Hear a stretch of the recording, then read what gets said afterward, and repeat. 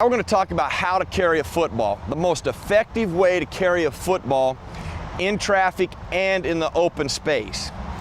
A lot of people, now how you grab the top of the ball, you take your hand, and there's a bunch of ways you can do it. You can split your fingers like this, put a finger over the top, or split it like that. Then you want to throw it to your forearm, like I like to carry it like that. Throw it to your forearm, put it into our pocket here, and then roll it high and tight to the chest. Not high and tight to the cheek, and don't carry the ball too flat, and here's why. When the ball is flat like this, notice how much ball is exposed. If you think about this from a defender's perspective, easy to punch over the top or come through the window here and punch it out. And if you look at the angle of your arm, the arm is not at its strongest point here. It's much stronger here.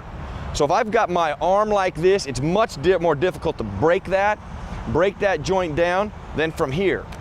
The ball here, carrying too flat, too much exposure. High and tight to the chest.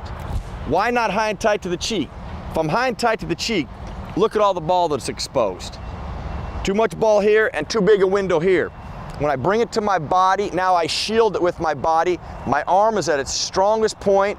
No way for somebody to strip it over the top or punch it through.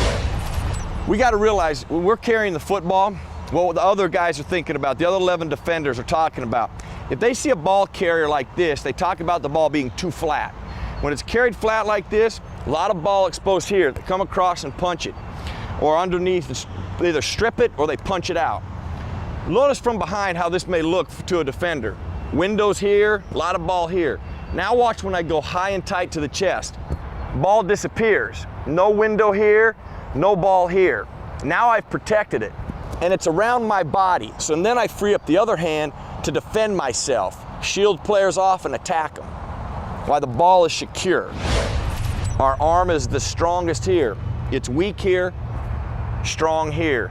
No window here, no ball exposed here. We're protecting it. You know, one point I want to make when you're taking care of the ball and you got it high and tight to the chest. A lot of running backs think that you got to switch the ball all the time.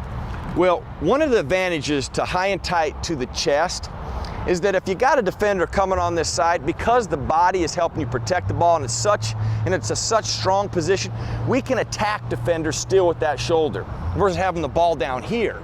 If it's up here, we can still attack him without a high risk of fumble.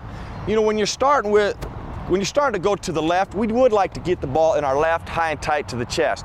But if you have a defender coming up to you right away, but by the time you try to switch it like this, that's when fumbles occur. Keep the ball high and tight to your chest and you can still attack that defender. Don't switch it at the moment of contact. Keep the ball secure where you want to start it with and leave it there, especially when contact's about to happen.